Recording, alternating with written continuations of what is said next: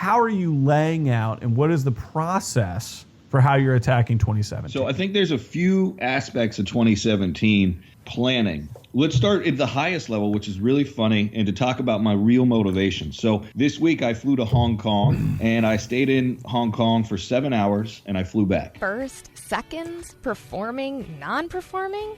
What the f***? Note buyers, when it seems like you're in this business alone, know Chase, Robert, and the rest of their tribe are at it every week. They're bringing updates from their own note businesses as they work to find, fund, and finish deals. Follow along as they share their grassroots education with you, tuition free.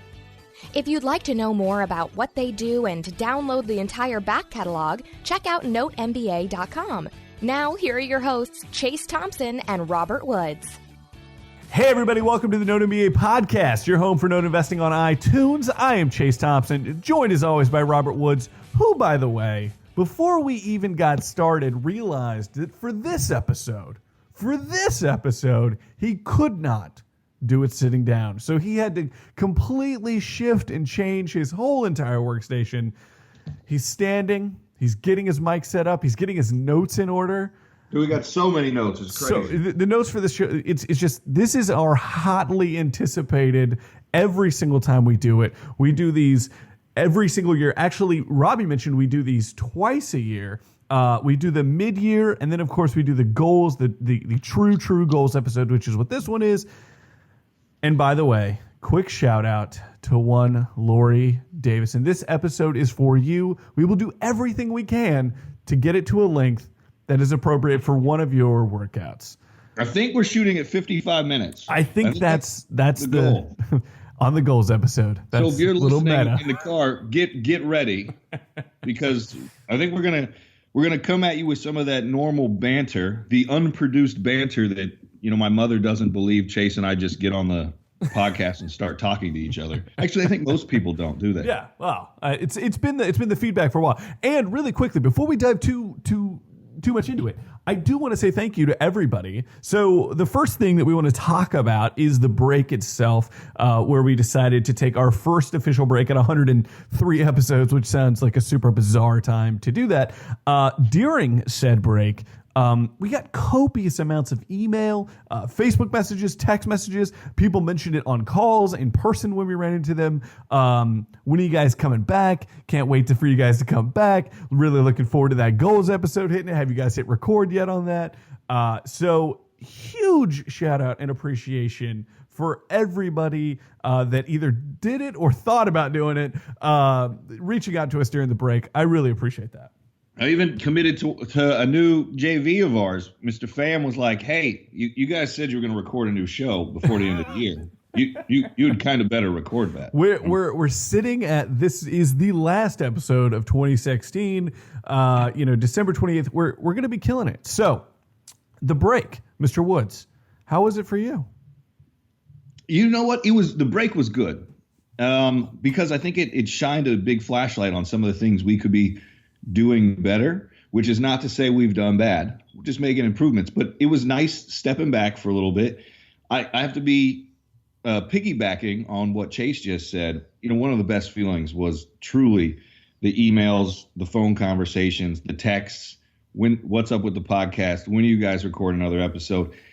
We've had a very impactful December with our tribe that we've cultivated here. And it's so humbling. It feels so amazing. So that's another big thank you at the end of the year for us being trying to exude some more gratitude for what we've been able to build. But we can't build anything without the support of everybody that's listening to the podcast. Absolutely. Full transparency and full pulling back of the kimono here. The very first week, I think it was either the first week, might have been the second week, but Robbie sends me a call. It was either through a call or a text. He's like, "Hey, I really got something I want to dive in on here. Are you sure we shouldn't just maybe jump back in a little early?" And we collectively decided not to, obviously, but it was really interesting. The habitualness of doing this was almost enough to pull us back, and for somebody who you guys know and I know loves him some vacation, some of his time off, it was really great to like hear him so jacked to get back and get back in the saddle. So I love that. It was really awesome. But we did hold off for as long as we could just to make sure we were coming back with the right fire, the right passion, the right topic, and all that kind of stuff. So it was a lot of fun to kind of see that fire and excitement coming out of Robbie to bring this episode to you guys. We've been chopping wood to put on these coals that we let simmer for the month of December. Very I'm nice. Excited about it. Very nice. Okay, so first thing up. So that was the break. Obviously we had the Christmas. We had things. We had just had lots of stuff going on. Everybody was super busy during this time, obviously. But the next thing on the docket, I think, is really important. And this is we did the mid-year, but the full 2016 review. Obviously, I say full with not necessarily air quotes, but you wanted to discuss a little bit of the 2016 review, Robbie. Obviously, I'm going to chime in on mine. Why don't you lead the way? Where do you want to go with this? Well, we got actually, I think it jumps on a message that I got, and you said you got a couple too, about somebody reaching out to find out how do we structure setting up our goals for 2017. And I think without question, that's something we'll jump into on the episode. And I think it's just a good thing to be the reminder in somebody's ear. Hopefully everybody listening to this podcast is getting that little tingle while you're listening to this, being like, I really need to spend some time on my goals. If you haven't done it yet, for us, please, please, please spend some time doing it. Mm-hmm, but I think, looking at 2017 is hard to do without fully assessing what went on in 2016. And it's a long year, a lot happened for both of us. You had a new baby. I had a lot of travel. I looked at stuff that was going on inside of the business that was just destroying me. That was a good thing, all good things. And I think really taking some time to look at your goal list, because we went through before the show and Chase and I talked a little bit, and I was looking at these 3 pages of goals that I had for the year. And the first run through when I'm doing my review, I'm always looking at these papers. I was at lunch with David Galinsky the other day for his birthday, hanging out because we hadn't gotten together. And I showed him. He's like, well, the 3rd page and the 2nd page are literally like ripping from how many times I've unfolded them and folded them. They're dirty. There's like a little coffee stain on it. But I looked through the goals and I was like, man, I didn't get a lot of these. And then I started looking at them and I'm like, well, okay, I didn't read 75 books. That was a big goal for the year. But I read a ton of books and I read a ton of magazines and a ton of stuff. And I'm like, okay, you made great progress. And it goes back to all the stuff that we're consuming throughout the year, whether it's the books or the audiobooks. I've got Brian Tracy's book, Goals, is one of the things we'll get into, talking about how I actually prepare for 2017. But, without having had these 2016 goals, I don't know where I would have been this time of year. I would not have made the progress. And it's kind of funny to sit here and say, I didn't do a good job, meaning I could have done so much better. I'm so happy with the year. I'm not beating myself up. But even as Chase and I talk about the podcast, we could have done a so much better job than we did, but we didn't do a bad job. We came to the table. We got a lot done. We grew every month, things that are important but not important to us. But, taking the time to really reflect on it. And then I started with Chris Galau. I'm going to pronounce his name wrong. He's written a few books. I think the $100 Startup or the $500 Startup. Chase, you know what I'm talking about, right? I do. He was a blogger for a long time, didn't he? His Instagram's like 193 countries or something. Yeah. So it's kind of funny. I saw an Instagram post yesterday on my flight back from Hong Kong before I left. And my first page of my notebook that I started for this trip says 2017 planning. My 2017 planning started with 2016 was a jam-packed year. And I've got 4 pages of just running down what happened to me in 2016.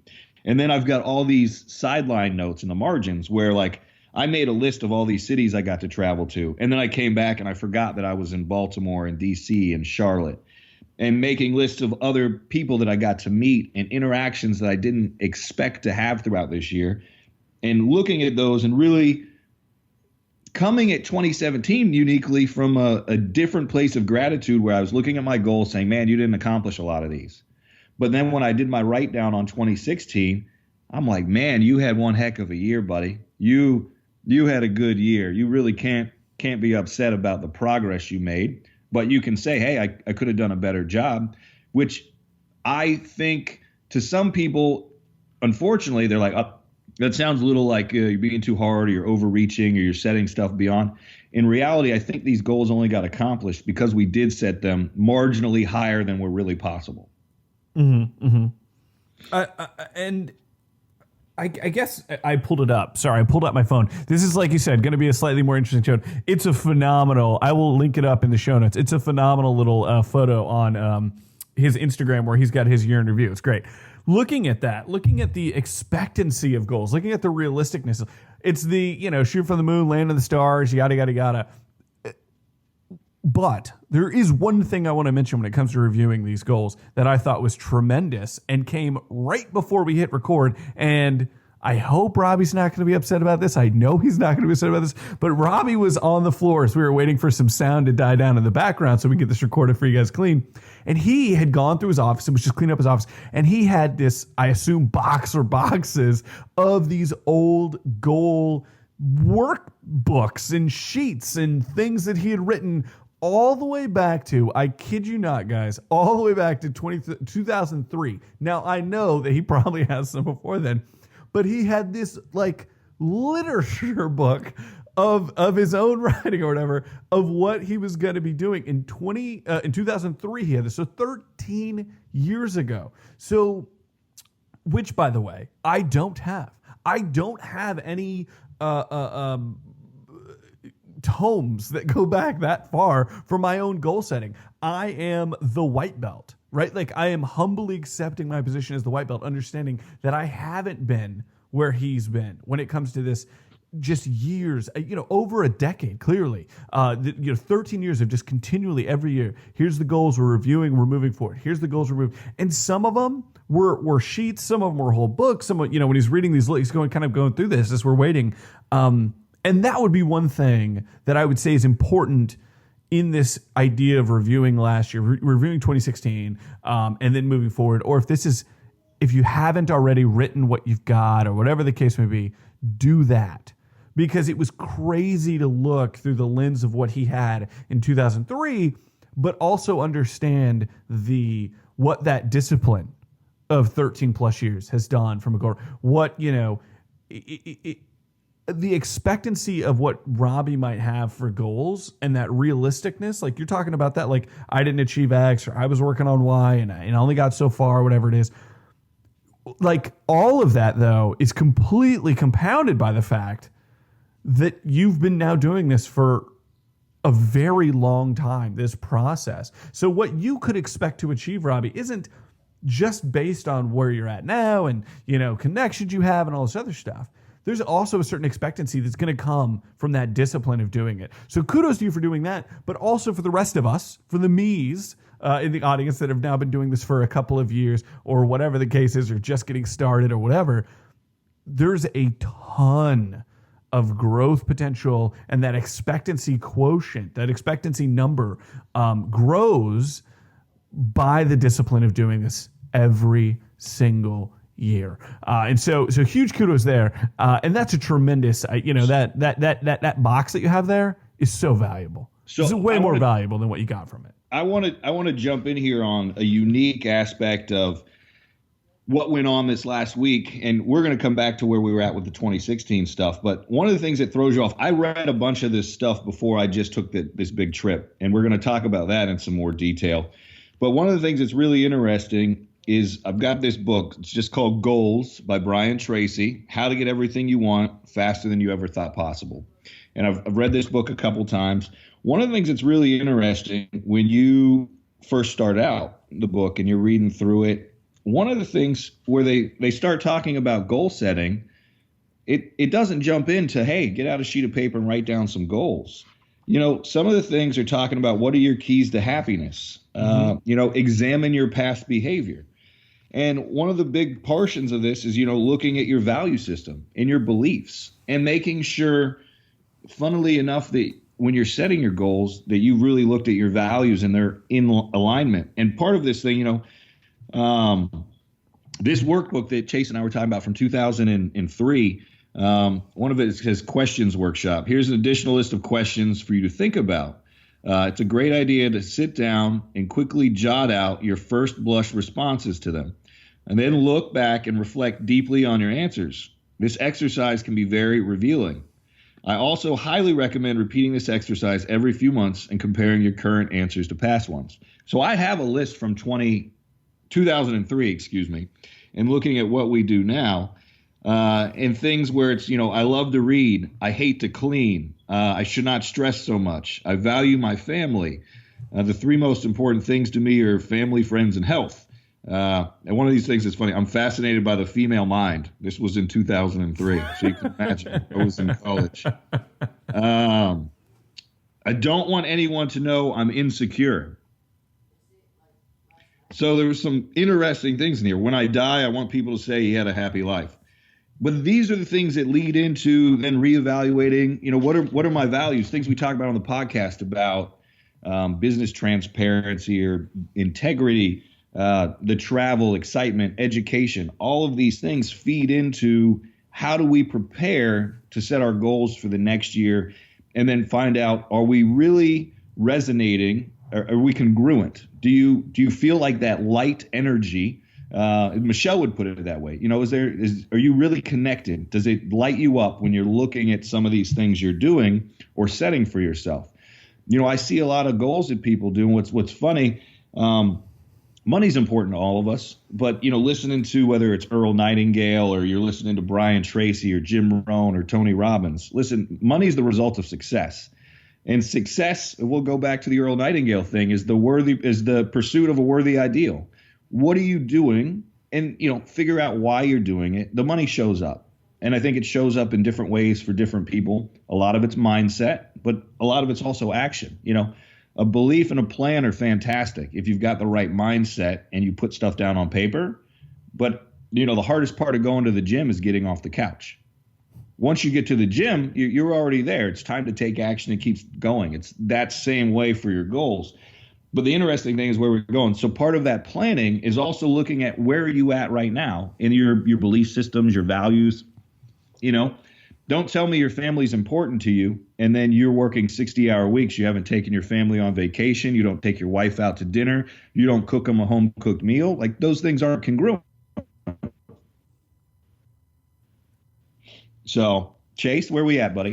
Well, one, I agree with all the things. For me, the 2016, looking at where I had set my goals, looking at the process with which I went about attacking them, and just looking at some of them as in a nutshell, right? Of themselves. It speaks to exactly what you're talking about. Some of them weren't things. And I have actually, you talk about doing a bunch of reading prior to recording the show. I did a ton of reading, going back and rereading a bunch of stuff that really was going to be great for the show. One of the things that I want to talk about is this. It's actually at the heart of the science of sustained motivation. And I got keyed in on this guy from somebody, and essentially this guy won the award for what is the Nobel Prize in psychology for this particular equation. But one of the components of it is value. And it's not like people talk about value I'm going to bring a ton of value on my business. More specifically, when it comes to goal setting, it's the value. How important is this to you? This is the value of that goal, which is what you're talking about. It has to be really, really, really, really, really, really what you want, right? That component piece of it is just the cornerstone. And that sounds obvious, but I feel like for a lot of people, it just isn't. And it wasn't for me. And some of the stuff I set up, for myself in 2016. So as I look in that rear view mirror, as I review kind of what I had set up for myself, the stage, the platform with which I'm setting up things for 2017 is so much better because I wasn't paying attention to these 4 components, which are part of kind of this equation, as well as I should have been. And so that's a really important piece, right? What are the values? Where are you at regarding that kind of stuff? And how that methodology with which you attack them matters. The other thing that mattered to me last year, and I feel like this is something that I don't know if you're going to plan on calling me out on it or not or anything, but I realized if you're feeling a 3 or a 4 or a 5, your day's just It's because your goals are 3, 4, and 5 goals, right? Like you need the goal that's going to inspire you. You need the goal that's going to just hit you across the face with just the amount of understanding of effort it's going to take on your part to get up and go do the thing, right? Like you said, get off the couch and move forward. And this isn't one size fits all, right? Like the goal isn't $1 million for everybody. The goal is, what is that, right? If it is, it is. What can you do with the $1 million? Yeah. On top of that, it's maybe yours is the 50 or the 100 or the, like, it's just not one size fits all as the goal itself. But if you're feeling like, and I had these moments last year and now I'm understanding why, but if you're feeling like a 3 or 4 or 5 or that type of person, that type of energy, that type of attitude, guess what? It's probably because your goals are sitting around that 3, 4, or 5 range. They're not doing what they need to do to inspire the action, to get you off the couch, to drive that motivation. And that's really kind of an important piece for me as well. And the actual, the analogy that was used, I love this analogy. He uses it in 2 different ways, but he basically says, what's the boiling point of water, right? Like it's not 150, it's not 200, it's not 210, it's not 211, it's 212 degrees, right? Like that's when it starts. Bam, right then is when it goes, right? And if you think about your goals, you think about how you want to attack this year as you're rubbing 2 sticks together, right? You're wanting to start a fire. You're doing the work. You're in the gym. You're working on your nutrition. You're working on, like, you're rubbing those sticks together, right? Like, let's say that's one of your goals. When does it actually catch fire? It's not 200 degrees, 300 degrees, 400 degrees, 450 degrees. It's 451, right? Like that's the activation point. What is the activation energy necessary for you to actually do it? And that's just such a huge component and a huge piece that I feel like when I review 2016 was absolutely missing from what I set down to do.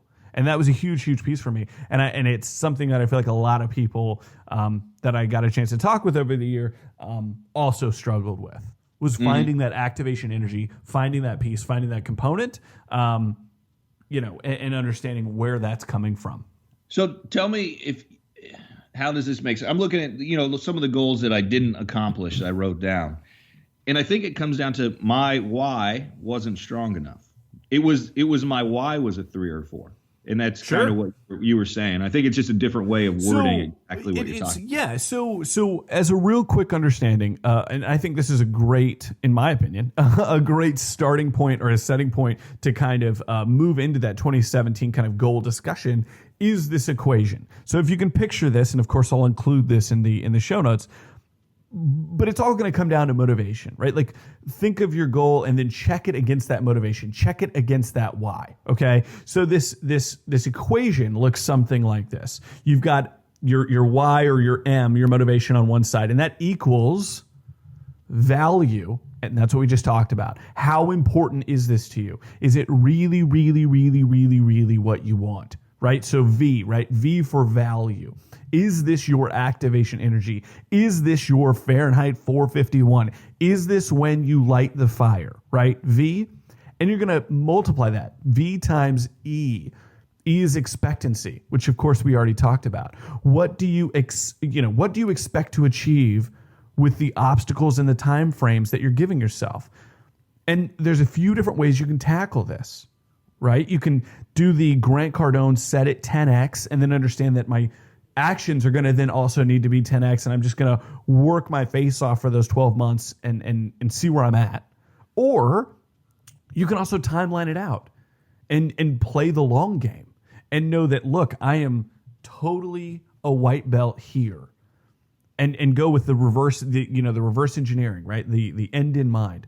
I want to be at X in 5 years, right? Like, so the true long game of expectancy and being honest with yourself, being real with yourself. Am I really going to be, the world-class athlete tomorrow? Well, of course not. I'm not even like my own household athlete, like level, right? Like, but understanding expectancy doesn't mean immediacy, right? Like, what is the real number there? I love that you said that, because one of the pages we were going through beforehand, and actually I found a picture of it. I just had done a search in my personal email box, and I just searched goals. And it was great because I found all sorts of goals that friends had sent me, some family members. but there's this just one page I took a snap of, and there's some not crazy high level stuff on there about, visit all 50 states, live in 100 countries. These are not goals for a year. These are some of the lifetime goals. And one of them was like, own $1 million worth of real estate. And I made a joke to Chase that said, oh, that's come and gone. And which is crazy. I'm talking, these were goals I had in college thinking I'm going to be set. You own $1 million worth of real estate. You don't, life's good. You know what I mean? And I told you exactly what that's called. That is called hedonic adaptation. And that is essentially, whether you've got extreme highs or extreme lows in your life, you will the notion of hedonic adaptation, which is what we were talking about before. It's this idea that whether it's super high or super low, it doesn't matter, because inevitably everyone is going to strive for the stability and the recentering of where they were prior to that. This is why the lottery winners are almost never as happy as the people who didn't win, because the state with which they started at, they didn't work on themselves through getting this same money. They just thought the money was the answer when it wasn't to begin with. So it's also the understanding. So real quick, before we move on, to finish off this equation, it's that V times E, the value times expectancy, divided by, so you got the division line, right? I, which stands for impulsivity, which is the distractions. How can you eliminate distractions, right? And then times delay, which is breaking down your goals into micro goals. So you have this value and expectancy, value times expectancy over impulsivity times delay. So V times E divided by I times D. Of course, you want the top to be huge. You want it to be the most important thing from a value perspective. You want the immediacy. You want to be able to have the right expectations for how this is going to be achieved. And understanding the timeline is important. It doesn't have to be tomorrow. It could literally be a 5-year goal. That's okay, right? It doesn't have to be just the goal for how far you want to go in 2017, right? And then divided by the impulsivity. How are you going to eliminate the distractions to move forward, and the delay? What are you doing to break down those goals into micro goals? What can you actually have as an actionable piece today? And once you kind of work that equation out, that's where your true motivation is going to come from. If something is just so important to you, it is your activation energy, it lights you on fire, and you're willing to have the expectancy be sometime in the future that you understand and have fully internalized and you're ready to rock and roll towards, and you're doing everything you can to eliminate distractions, and you're setting up every day to have some sort of actionable goals to reach that thing, you're done. Like that's the equation to then actually achieve and actually move towards the goal that you're trying to achieve, right? Like that's what you need. Boom, done, ready to rock and roll. I like it. Who's the guy that put that together? I'll get the name for you. I didn't write down the name. I'll get it all for you. I like it. Yeah. I like it. That's I'm making notes as we all go here. Yeah. We definitely are. Yeah, I'm writing it. We need to make a graphic of that. Indeed we will. I like it, dude. Yeah. So that's the big thing. So how are you tackling 2017 goals? And I mean this, and here's, I'm going to preface it in this way. You went through, as we were waiting for the sound to die down in the background for you, you went through some of the, this was like a one pager from 2008. There was a whole workbook for 2003. There, how, I saw what you did for 2016, how you laid that out. How are you laying out, and what is the process for how you're attacking 2017? Interesting. So I think there's a few aspects of 2017 planning.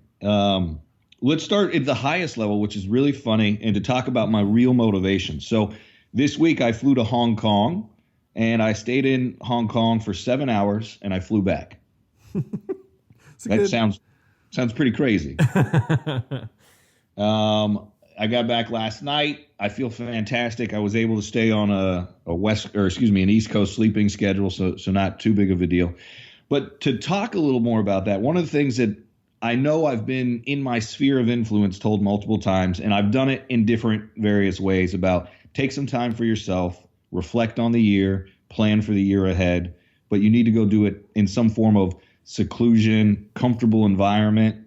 It's unique to say an airplane at 30,000 feet is a comfortable environment to do it.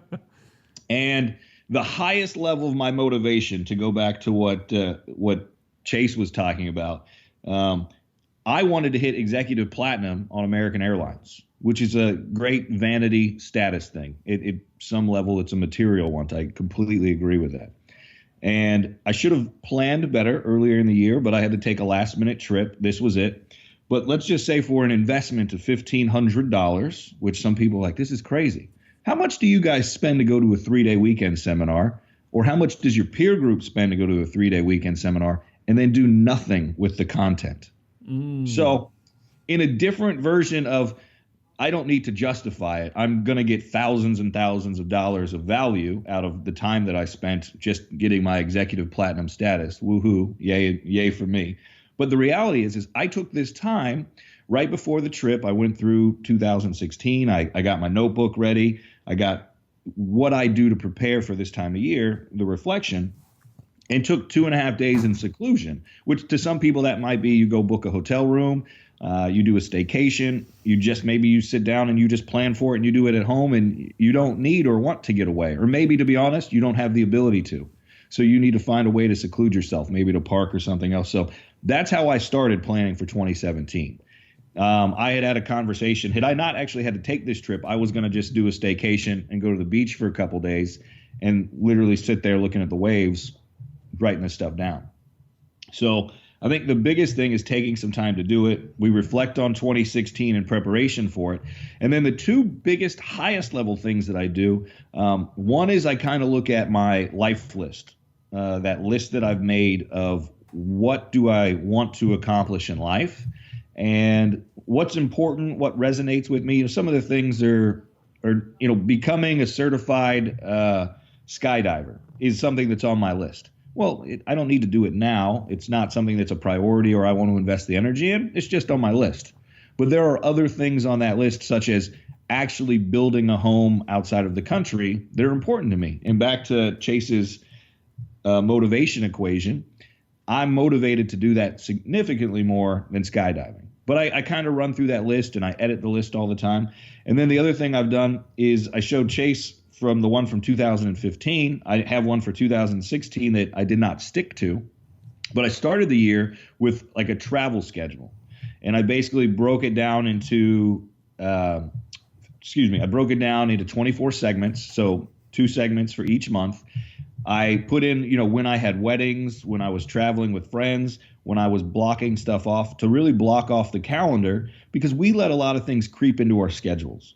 And for me personally, travel is extremely important. I want to see the world. I want to experience different cultures. I want to meet new people. If I didn't block off my schedule, I can look on my refrigerator right now. I know I've got a trip the end of January for a bachelor party. I've got a wedding in February, Haiti in February. March is a TBD ski trip. April, somewhat open. May, I've got another wedding. June, I have pretty free. July, I've got another wedding. But if you don't go and block off, whether it's a 2-week segment, a 1-week segment, a weekend, with some of the advanced planning, I don't know where I'm going to go. I've booked my ticket. I don't really care, because those are things that are congruent with me just planning last minute. But really owning my schedule and not letting other people's wants, desires, or activities to creep in on what I want to do this year. One of the things we were talking about also, before we started recording, I was talking to Chase, pulling from this Brian Tracy book that I think is extremely important. And it's interesting because I've, throughout the year, let's say relationships for me, personal relationships was an interesting part of my life that I could have improved on. And I have drastically, thanks to Michelle, and really writing down a goal equivalent to what did I want my ideal partner and trying to focus on that. But, one of the things that says you're responsible for the personal strategic planning of your own life. And one of the other quotes in this book that Brian Tracy's got is really talking about your goals need to be selfish. They really should be. It's kind of like when I talk to people about the election. I'm sorry I didn't vote for whoever it was you wanted us to vote for. I'm selfish. I'm going to vote for the person that's going to put me and what I want for myself first, and then I can help other people. That perspective of, if you're not ready, if you're not the best you can be, you're not going to help other people. And I think that's one of the big mottos is really looking at that list of what do I want for myself? Do I want to own my schedule? And at the most selfish route, plan what I want to do this year for myself. And then from there, you pepper in what you need to do for your family, your friends, and you start going out kind of in concentric circles from there. In essence, kind of, I'm the pebble and I care about where I land, but I'll focus on the ripples and how that's going to affect people.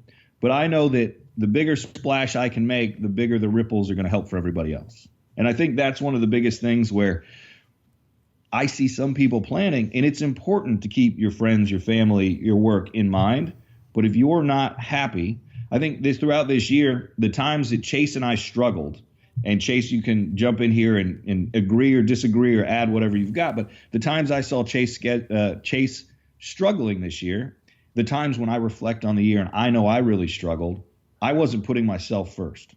And I was struggling to be happy, which made the situations around me that much more of a challenge. Yes. I agree completely. So like that's one of the ones where it hits home a little, where you're gonna like I would love to just absolutely jump in and say, yeah, that's but you really, from a self-reflection perspective, I totally agree. I think there's it's what you've just laid out is essentially the goals equivalent of the air mask on an airplane, which is funny because we talked about you flying at the start of that story. You got to put your mask on before you put down, you want to take care of the kid or the elderly person next to you. But guess what? You can't help them if you can't breathe. So when that mask drops, you have to be selfish and take care of yourself first. And that's the important component. That's why they tell you every single time to do it that way, right? And I don't know how many of you have actually flown with small children, but they literally walk down the aisles, and every time they come to a seat or a row that has small children, they let you know, right? Because that's just not intuitively what you would do. And I think a lot of people, they're going to stumble. They're going to stub their toe throughout the year on exactly what you just said. They're not selfishly setting their goals, and then they're not selfish enough in their achievement and the accomplishment thereof in the best possible way, right? We're not talking about, and I think everybody knows that, we're not talking about like selfishness in the way that, is this, the way that everyone would be that big, hairy, kind of like malicious way, right? We're talking about the true best way that you could phrase that. And that's how you have to think about it. When it comes to your goal setting, when it comes to the accomplishment thereof, how does your kid actually get those advantages you never got that are on your goal list?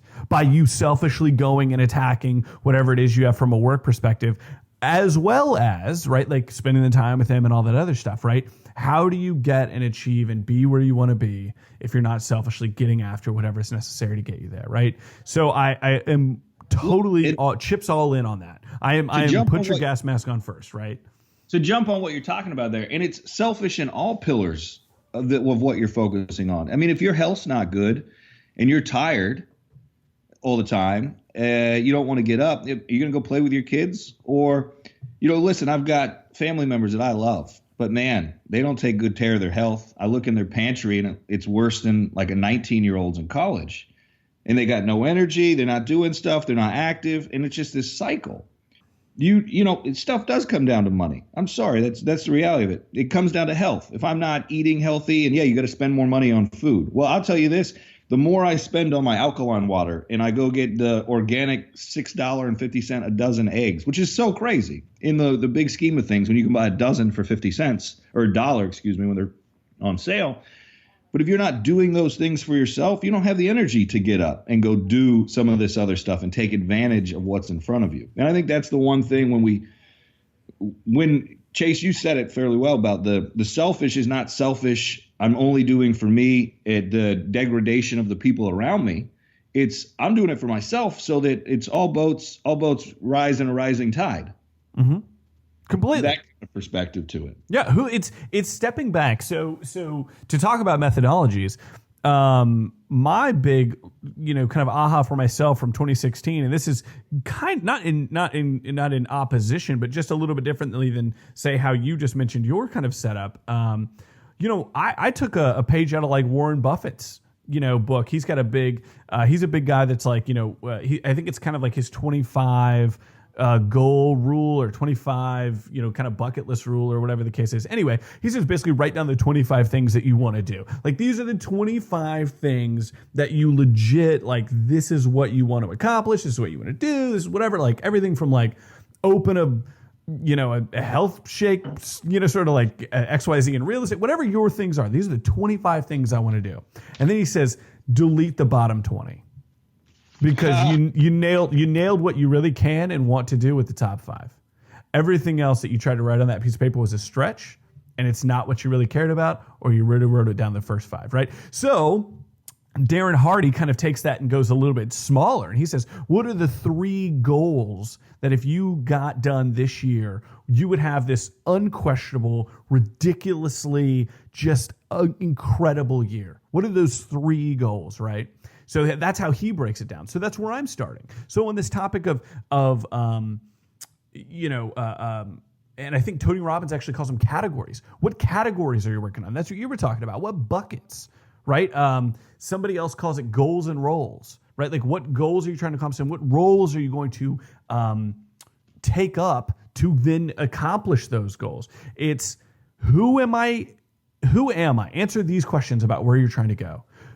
If real estate's the main thing, or fitness or health, or like whatever's the main thing, who am I at my best when that's accomplished? What would need to happen for this to be an unquestionably, ridiculously amazing year for you in real estate, or for your health, or for your energy, or for your family, or for service, or whatever it is? And in that, you'll find your one thing. And from there, again, this comes from Darren Hardy, he basically says, what are the 2 things that you need to do to rock that thing? What are the, because boiling everything down, you really only need to do 2 things. Like we want to talk about real estate. What are the 2 things you need to do? Find the deals and fund the deals. Yeah. So if what you're doing in this moment isn't finding a deal or funding a deal, or, in that way, you're done, right? Like, so boiling it down, what are your 3? This is how I'm attacking my goals for this year, right? So for me, that's how I'm kind of doing. Who am I when I'm at my best for that particular bucket, category, goal and role, whatever you want to call it. And then finding for me, again, the targets necessary. There's 2 things to then get there because, again, we talked about doing a ton of reading going this way. The ancient Greeks actually said that we are teleological beings. Telos or telos, depending on how you pronounce it, actually means target. And what they thought is and believed is that we are naturally oriented towards targets, towards the tip of the mountain. Like nobody looks at the base. Everybody wants to get to the tippy top. That's the target. So for me, it's setting up those targets. And it goes back to the equation that I laid out, right? The D of delay is how am I breaking all these things down into those micro goals, those micro targets, and being teleological with my approach. So I love that you said that. I'm opening it up, and this is why we know it's going to be a longer episode. But I think these are the things people need to hear, man. This book, Goals by Brian Tracy, again, when you're going to set your goals, get some of this stuff in your head, get recentered. What's the book? Cal Newton? I got to double check. Oh, you're talking about deep work?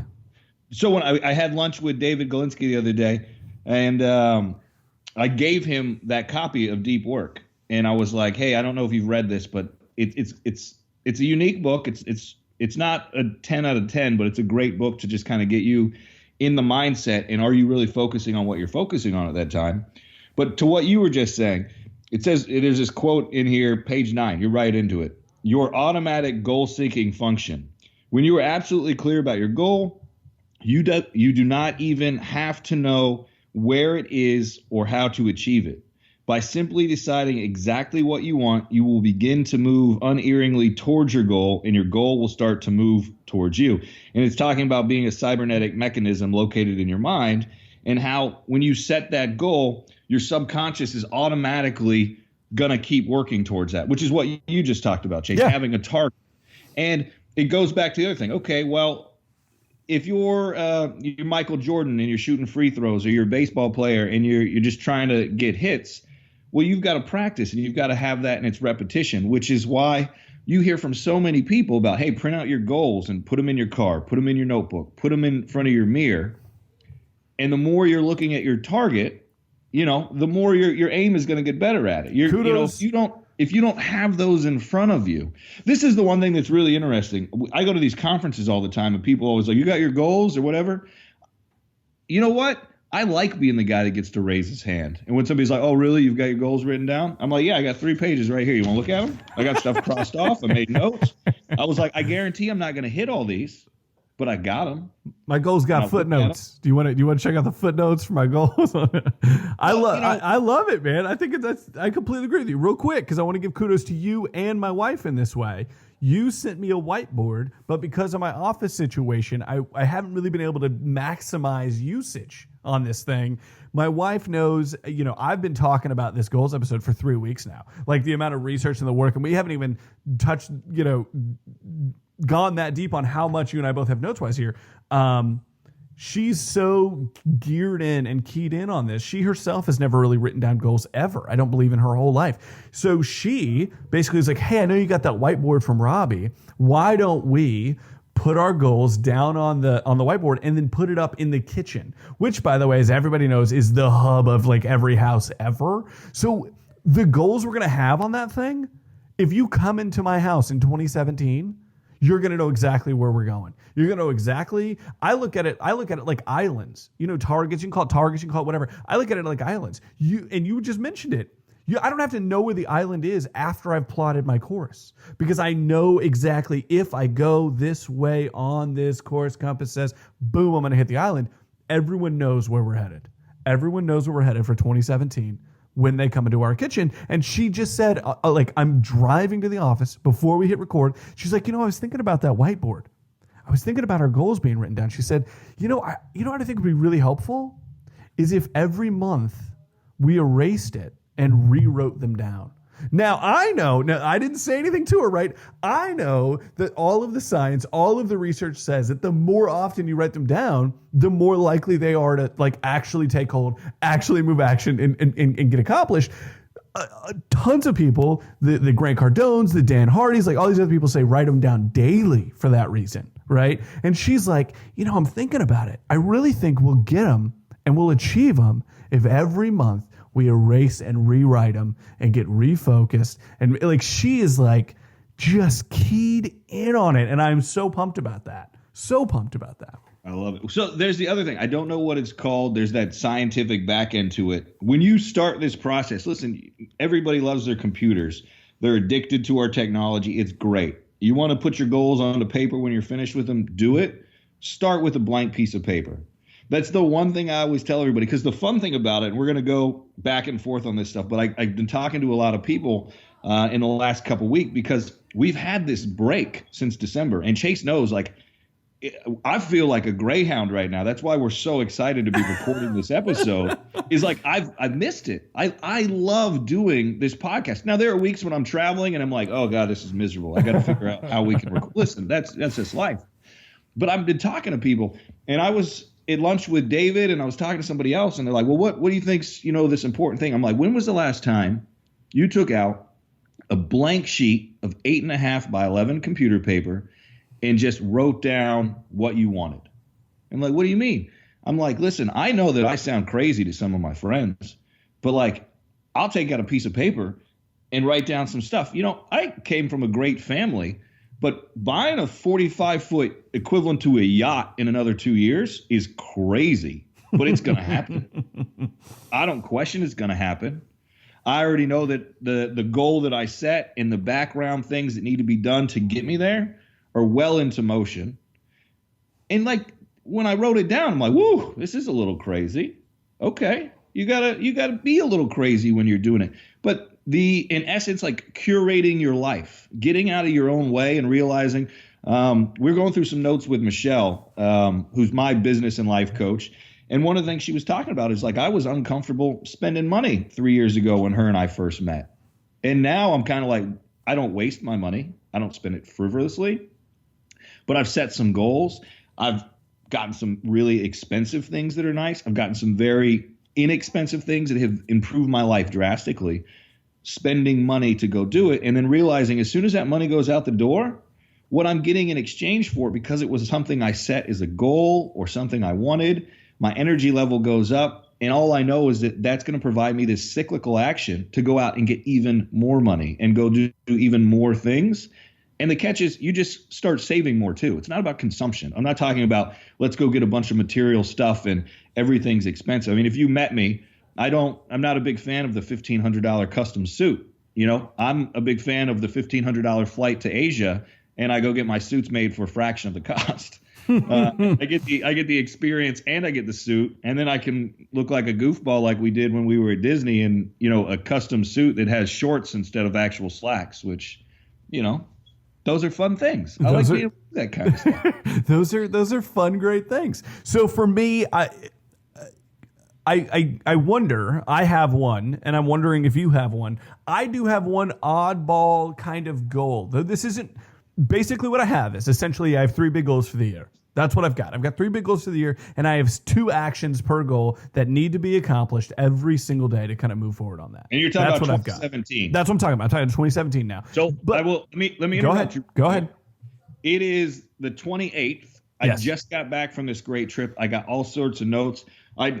Page like 14 of my notes, just so everybody knows, not page 1, is my 2017 material purchase ones. I have not finalized my 2017 goals. I'm still a work in progress because I'm marinating on all this stuff that I put down. I know that the energy that I get from Chase and I having this phone call, and hopefully what you guys are going to take away from this, whether you're in your car, you're in your office, you're on a run, Lori, is that when you sit down and you go do it, this is not a 30-minute process. This is a 30-minute process 15 different times. I mean, the fact that people spend more time trying to save $40 on a flight from New York to Texas baffles me, and they'll spend no time planning their year. So, Chase, let me hear, what are your oddball things? I want to hear them. I'm not finished with mine yet. No. So I was going to say, I've got my 3 that are my real, like these are, and I'm approaching it differently than I ever have before. I'm fully, vested in that. We've already talked about that, and I'll dive a little deeper on some of those offline with Robbie, and then probably if he's like, yeah, those are good to talk on the show. But I do have some oddball kind of targets, some small goals for the year. And this one again, man, I feel like I just have to keep giving both of you guys kudos. One of my goals for 2017 is I wanted to go the opposite, right? Like, I don't remember the quote. I'm sure you probably do, right? But essentially, it's like if everybody's going this way, if everybody's zigging, you zag, right? Basically, Everybody talks about we both did it last year. And I've already talked with you about it. I've got a goal of reading X number of books. I'm going to, whatever. I had a goal that was much larger, from a book reading perspective than I'd ever done before. And yet I felt less accomplished in it. So my goal this year, and I already brought it up to you, this is an oddball one for me, I'm only going to read 1 book this year, was essentially what the goal started out as. And this is why I wanted to bring it up, because it was a great preference that you had. These things are organic, they're growing, they're changing. So I brought it up to you, and I said, here's my goal. I'm going to read 1 book a year this year, 2017. Technically, I'm going to read more just because I like to read, but I wanted to have the one that I read. And the actual goal was, though, I'm going to read this 1 book, and I'm going to do everything in it. So with this idea that like we all just read and we're like, oh, that was really kind of cool and great. We take this one piece here, and that's awesome. But we don't actually do anything. So to go back to your $1,500 for a seminar you're never going to take action on, whatever, I was just like, what book would you recommend, Robbie, to be like my 1 book for 2017? Like I'm going to like page 1 to page whatever, I'm doing everything it says. What would you recommend, right? And so, you thought about it and you were like, well, I'm going to throw this back at you a little different. And then you kind of had this philosophy behind it, which was great. And you said, how about this? How about you work on it from the perspective of being healthy, wealthy, and wise? It's kind of the genesis of it. And you said, so how about instead of a book, it's an author? And we both have a familiarity with a particular author. So you said, how about you read just Tim Ferriss this year? This book for this reason, this book for this reason, and this book for this reason, right? And I was like, that's genius. I love where your head's at. We're not picking it because it's Tim Ferriss. We're picking it because there's enough action to then take against it, right? So then I tell my wife, not prompting at all, I say, I've got a goal this year. I just want to read one book. And she said, you're not going to read just one book. And I was like, I know. But here's the thing. I'm going to read one book and I'm going to take action against all of it. And what book do you think it should be? This was after my call with you. And she said, well, it took her 12 seconds, by the way, way less time. She said, how about instead of just one, you read one author? How about you read Tim Ferriss? Swear to God. How about you read Tim Ferriss and you just do everything he says and you do all three of them? And she literally word for word. I'm like, did these two such and suches have a conversation that I was unaware of? Because I literally had to talk with her like 30 minutes after I talked with you. I'm like, they're having side conversations. I know it now. She had the exact same take that you had. So one of my sideline goals, one of just the things I'm going to do in an augmentation, to get where I'm actually headed with the other three, is I'm going to read technically one book, one author, but I'm going to do every single thing in that book to the best of my ability. So when it comes to like the 4-hour work week of it all, I'm writing down we both actually have old Muse worksheets. We're going to be outsourcing a ton of stuff. I'm going through the motions on every single thing regarding what he's got laid out there. So that's kind of an oddball one for me. This idea that I'm going the complete zag to everyone else's zig. We did talk about that, and I said I was on board with the idea. I made some modifications. Okay, post modifications. So here's what I'm thinking. I was having a conversation with somebody the other day about them making a transition, and they were asking a lot of questions about, how have I gotten to where I'm at? And I was like, what are you talking about? I was like, I'm still trying to get where I want to go. And like, no. How did you get to where you're at? And I'm like, what? No, I'm not there yet. And they're like, okay, wait a second, let me back up. And they're like, well, what's something that's been influencing you? So I'm going to throw out one more book for everybody that if you haven't read it, you've got to read it. I've read it enough times, to be honest. It's removed from my annual repertoire. I'm giving it to other people now, which is Rich Dad, Poor Dad.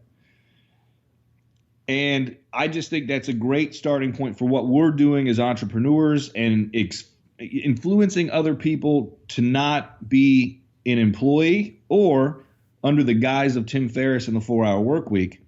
There's nothing wrong with being an employee if that's what you want to do. But if you want to work your way out of that, and you talk about The Science of Getting Rich by Wallace Wattles, and this is all going to come full circle, is that you need to work in the place that you're at now to get to where you want to. Mm-hmm. So at some point in the future, I want to develop condos. Like I want to develop high-end condominium buildings. But I need to work in the note business and develop a solid base of investors and foundational knowledge and income, equity, and the ability to do this stuff, education, to get there. So Rich Dad, Poor Dad, I think if you haven't read it, it should be in everybody's annual list. But I want to go one different thing because I agree with the healthy, wealthy, wise attack on Tim Ferriss.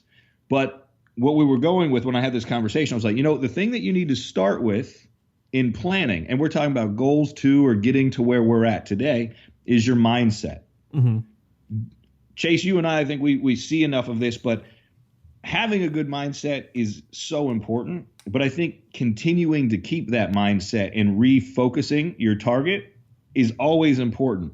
So I've got some external books. I'm only going to add a couple things to it. I think this Brian Tracy goals book, or any book on goals, mine's Brian Tracy.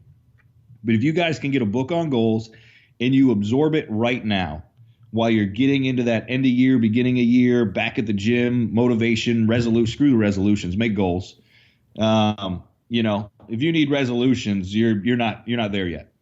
That's kind of my take on it. It's like resolutions is you're playing checkers. Set some goals, plan for it, come to the chess table, start playing a game with us over here. But Rich Dad, Poor Dad, get that off the table. Mental stuff with your mindset is Think and Grow Rich by Napoleon Hill, The Science of Getting Rich by Wallace Wattles, Meditations, our Marcus Aurelius book. I think those are 3 really good centering books that I think those get you in a great mindset. They help direct you. From there, what I'm thinking, your books, we've got Tim Ferriss with the 4-hour work week, which hones in on exactly what we want. Focus on your why, figure out how much money you need for the why, and then go do that. You don't need to make $1 million. You want what the $1 million gets you. Figure out with what you want is really what it's gonna take and back into it. The 4-Hour Body, great book by Tim Ferriss. Focus on health. It's got stuff on there in sex, if that's something you want to improve your sex life. You want your diet improved. There's a wealth of knowledge. It's all about your body and physicality. And then you've got his 4-Hour Chef, which is a great book on just expanding general education and different things. I mean, you're talking about literally cooking. One of them is in there, but how to pick a lock. Just putting some stuff into your mind, exposing yourself to some different stuff. He's got his new book, Tools for Titans, which is kind of, I think, your guide. I'm subbing in the 4-Hour Body for Tools for Titans. Okay. Only because there's just a few chapters of, I love the 4-Hour Body, but there's only a couple of chapters that really apply to me from a knowledge perspective. That's a base I don't need to rehash. So I'm subbing in Tools for Titans for the 4-Hour Body personally. Okay. We knew this was gonna happen. No.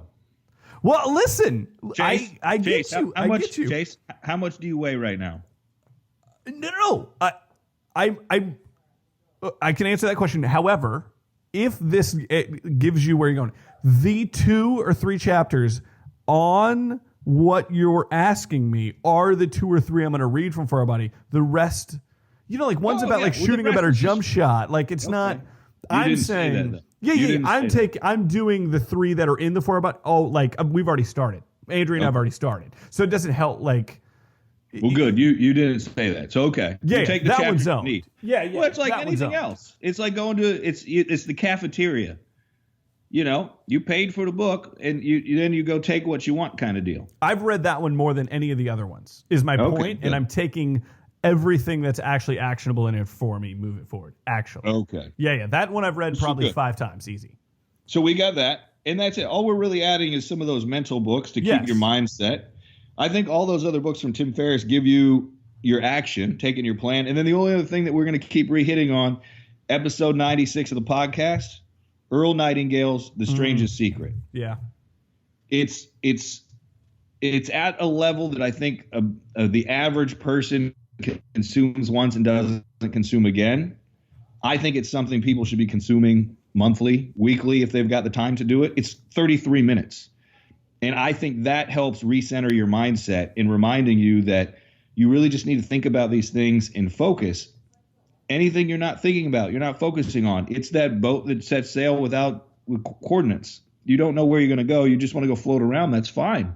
And don't get me wrong. Let's just say the month of June, for me, is blocked off for travel. I know, laser focused. I want to travel. I'm going to be outside of the country. I probably won't do anything that concerns work. I'll just be floating around. But that's the goal in and of itself, is travel. It's not a work-focused month. Sure. But those are the only things I would add to your little repertoire. 3 extra little books. Yeah. And I think, to be honest, we read a ton of books. We know we're going to read extra stuff. Yeah. But I would rather go a mile deep on those books than just read one book and not break it back open and not utilize anything, not take notes on it, not be able to really digest the material and then implement it either in life, business, personal, whatever category we're going to put it in. We've talked about it before on almost every other, I believe, show that we've had like this, that manifesto for the year. And you just hit the hammer right on the nail for my manifesto for the year. It is the mile deep, inch wide. Everybody else we know that isn't where they're trying to get, that isn't where they want to be or isn't moving the direction they want to go, is the mile wide, inch deep. It is exactly what they're doing. And I personally had some of that, right? Like owning what you got, right? Insecurities and all, right? Like owning that. That's now the manifesto. That's my rally cry, right? For 2017. I like it, dude. I love it. Cool. So what about you? Anything off the wall? I know that you said you were going to hit me with a curveball. We've now been going for, I think, about an hour. FYI. Well, nothing too crazy off the wall. One of the things I changed this year is actually, I was talking to you about this.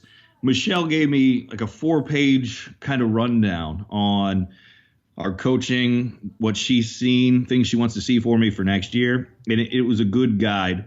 And I will reinforce the value of having somebody in my life that not only is a cheerleader and supports what I'm doing, but is definitely the coach that'll make you go run laps when you're not doing what you're supposed to be doing. And, one of the biggest things this year has just really been, as I reflected on my relationship with her and the support that I've gotten, is I could have done all this stuff on my own, but I don't know how long it would have taken. And it's been a really, really big focus. One of the things last year was, income. We always talk about money and what are we going to do with it. So I backed into, how much do I actually need? And I got really internally challenged. And I actually haven't had the call with Michelle yet to go over my goals for 2017. That'll be next week. And then we'll probably have another show where we just kind of touch on the goal stuff. Yeah. But she had an income goal for me that, man, I read it. And I'll be honest, inside, I didn't quite resonate with it. My goal is to be is significantly above what we brought in this year. But it was really interesting because one of my biggest focuses this year went back to really just doing projects that I want to do, what lights me up. And one of the things is not directly associated with this, but I've got a list of kind of like notes. And it was from a seminar Chase and I went to, and I just took some one-line notes that somebody had where they were talking about, what you believe to be true is true, and those that think govern those that labor. Your network is tied directly to your self-esteem. Some interesting things. One of the things I took down on it that I think I've done a fairly good job of talking to our listeners about is one of these things that says avoid MWAs, defined as minimum wage activities, cleaning and laundry. And it sounds like such a small thing, but I get so much pleasure when I just go pick up my clothes and they're clean and they're folded and I didn't have to do anything. And it's kind of an interesting thing focused on it, but where I was going with that is my goals focus predominantly are backing into projects that I want to do. I have the financial goal. It's fine, but I've gotten, thankfully, to a position where my residual income will support the lifestyle I currently live at. Now, don't get me wrong, I definitely want to expand my lifestyle, but the focus is not necessarily on the money. The money will be the result, without question, of completing some of these projects, doing some larger deals. So the biggest thing I have, Chase knows about this. We've lightly talked about it. But the biggest goal I have for 2017, Mr. Thompson and I have been doing this podcast for a little over 2 years. Mm-hmm. And we've done some great projects with some joint venture partners, and it's been fun. But I think it's time for a big change. And I think 2017 is the year that Mr. Thompson and I formalize an actual PPM and raise some capital for a fund for him, myself, and a team we want to put together, and really give a place to work with passive investors, but to keep influencing the tribe that we've built through the podcast and raising, $5 million into a fund, putting it out. All that's going to do for us, beyond expanding our business, is going to give that much more opportunities for different geographic locations we're investing in, and really expand what we're bringing to the podcast. It is a financially motivated goal, without question. We know if we're able to raise that $5 million, we're going to do some amazing things for ourselves and our families and the people around us. Not only that, but for the investors that we're going to bring into the fund. One of our target goals is obviously to bring in a great return that they can't get anywhere else with the lowest level of risk we can really put them into. But that's, I think, our biggest goal that I think is way outside of our box. Chase had a comment the other day that was really funny on a conference call him and I were having with, if we get this $5 million, are we going to be able to put it all out there? And I'm like, that's not going to be the worry. If we can already think about the fact we can put a PPM together and raise the capital, there's no reason we're not going to be able to put the money out into great quality investments. And the reason why I want to talk about this on the podcast, I think normally this is something we kind of keep cards close to the chest, and behind the scenes we start putting the PPM together and dealing with our SEC attorney. But what I really want to expose our listeners to is 2 years ago, Chase and I started a podcast to talk to people about all the stuff I screwed up and Chase screwed up, and talk about how to do better marketing. And the best validation that I think we can have in this podcast is the end of 2017 saying, guys, what a fantastic year. Not only did we have more growth in the podcast, we got to travel, we had some amazing things, But proof is in the pudding. And if Chase and I can start a podcast 2 years ago and then raise $5 million this year, why can't anyone else? And I think that will be one of the most motivating things we can do for listeners, talking about people that are just getting started, people that are already into the business, and really just saying, hey, at some level saying we're going to raise $5 million sounds like a crazy goal. It did 2 years ago if you told us that's what we were going to be doing. And now the question is, I think it might be questioning whether $5 million is too low of a goal. So I think that's the biggest goal I personally have as a project for what we've got going on for 2017. So,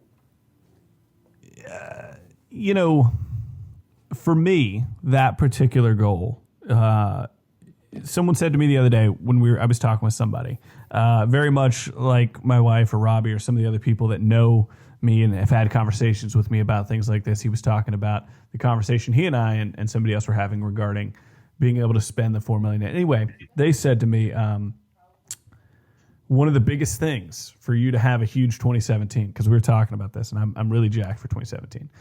They said one of the biggest things for you is going to be putting a name to all of what you have as far as false limits for yourself, and understanding that these mountains that you've been carrying, you were supposed to be climbing those. Like all these mountains of these false limiting beliefs and all this other stuff that you've been carrying around, you were actually supposed to be climbing those the whole time. And understanding that for myself, and that particular goal that you just obviously let everyone know about is great. But for me, that's a huge component of it for me for 2017. A huge component of it for me this year is that. And I hope through, obviously we talk about the transparency, the integrity, all of these kinds of things that we try to bring to the fore. I hope that that's something that also helps somebody else out there. Understanding that and understanding putting a name on them and then just putting them down is a big deal. Oh, but the other part of it too is getting the support system. Sure. We talk about these goals and it's a two-way street, brother. You think that I would be able to sit here on a podcast episode and be like, oh, I think that we can raise, let me back up. I know that we're capable of raising $5 million. And I know that we're capable of putting it out and bringing back a solid return and putting it into a good spot. Do you think I think that I'm capable of doing that all on my own? I mean, not a chance. I don't want to do it alone is the whole point. But, part of it is without you right there with me, I wouldn't be sitting here saying, hey, we've got a PPM we're going to put together for 2017. Listen, I agree. The team, well, it matters, right? Like somebody else had to say that to me regarding it. I totally agree with you. So this was the goals episode. This is the final episode of 2016. Any parting shots for anybody? Now, this is literally is never going to be the last time we talk about goals. And probably next episode, we're going to be like, well, we didn't give any real specifics on what we're working towards. So we'll have to do that. But without making this too much longer for Lori's run, any parting shots for the people, Mr. Woods? The biggest thing that I think I've taken away from the year, but really the last week, where I've dedicated some exclusive time to looking at this stuff. It sounds crazy. I don't want to say I'm an emotional guy, but it almost brings tears to my eyes at some level looking at these goals that I wrote down and that I've succeeded. And that fear of, we tend to overestimate what we can do in a year and underestimate what we can do in 3, 5, or 10 years. And, I would be, I don't want to say annoyed. I'd be challenged to come in contact with anyone that's listened to these episodes and continues to listen, these individuals that support you and me on this podcast, and to find out they didn't take the time to really commit to themselves, their family, their friends, the people around them, to set some goals this year, to put it on paper, to find somebody that's going to help support you to obtain those goals, and really understand from a belief purpose. I mean, we all get down on ourselves. We have challenges. But I think one of the biggest things is that, we hear these things all the time, the quotes. Well, the quotes exist for a reason. Whatever the mind of man can conceive and believe he can achieve. And If you want to really succeed in life, figure out how to help as many people get what they want, and you'll be able to get anything that you want. And I think really investing time.